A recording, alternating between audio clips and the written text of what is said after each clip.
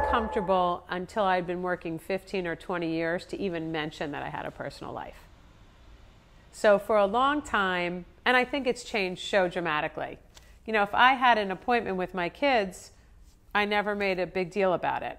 One of the advantages of being an entrepreneur and creating the culture in which you work is that you can set the rules.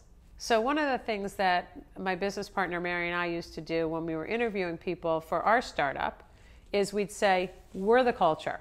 It might not be for you. It might be exactly for you. But this is it. We don't babysit. We assume that everyone has lives. We want you to get done what you need to get done. And I saw men and women also feel like they had to give more explanations. I don't need an explanation. If you're getting the work done, I don't care where it is.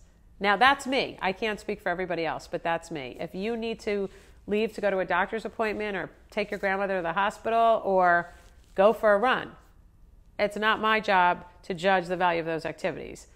My job is to make sure that you understand what the expectations are and that you deliver them. And I think every woman has war stories about things that have been said over the years. And I think with each passing year, those go more and more to the background. So I have a very specific memory when I was taking my oldest child to preschool for the first time. And I was meeting some moms, and I was dressed, and I was leaving from there to go to work. And I hugged and kissed my daughter goodbye, and she skipped into the class, you know, didn't have separation things. Every parent has different things. Separation wasn't one of ours. And one of the mothers who was standing next to me says, "Is that your daughter? The one with the braid?" I said, "Yes." And she said, "And that was the whole goodbye?" And I said, "Yes." And then the other mother looked at the first one knowingly and said, "Oh, she works."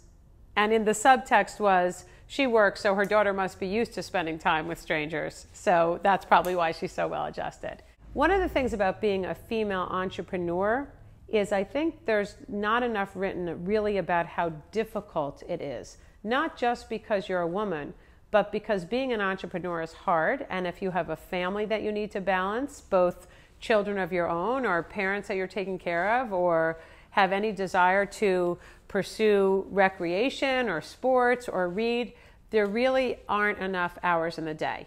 And so I think there's a lot of pressure, some self-imposed and some external, to do it all. And I would say if there's one thing that I would like to accomplish is that the expression having it all or work-life balance should be just eliminated.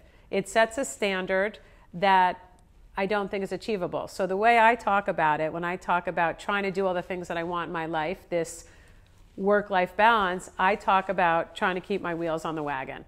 And some days I'm just satisfied if I can find the damn wagon.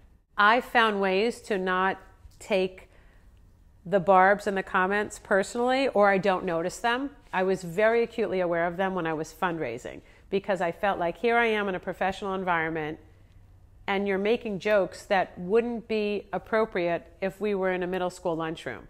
I had experiences where male partners would say things that I actually thought were disrespectful to their female partners. And I think one of the things you have to do, especially in my case when you're running a female sexual health business, is you never want to fall into that stereotype of the angry woman. That never helps you. So when you're running a female business, you know, you get contacted all the time by people who are very focused on women's political issues. And I'm not suggesting in any way that those are unimportant or less important, but I found that as a female business entrepreneur talking about female sexual health, that I had to keep it extremely positive if I wanted people to hear what I was saying.